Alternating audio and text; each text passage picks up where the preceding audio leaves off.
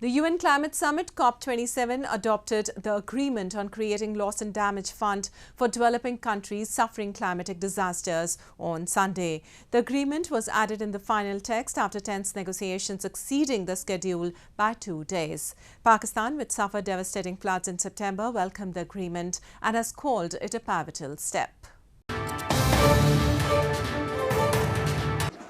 Pakistan on Sunday welcomed the adoption of tax provision in COP27 to set up loss and damage fund to help developing countries battered by climate disasters.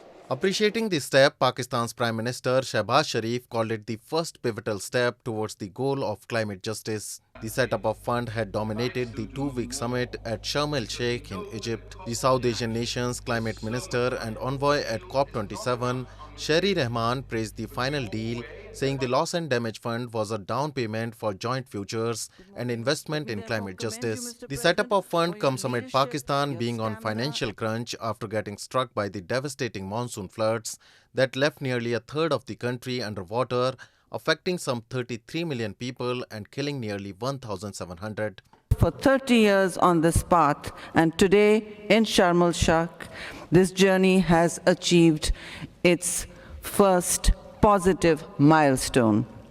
The establishment of a fund is not about dispensing charity. It is clearly a down payment on the longer investment in our joint futures. It is a down payment and an investment in climate justice. However, COP26 President Alok Sharma gave a critical comment over the final text and said the goal of limiting the temperature rise to 1.5 degrees under the Paris Agreement remains on life support. While the COP27 summit was expected to be an action summit to implement the agreements of the last summit, the loss and damage deal could become significant development since the Paris Agreement.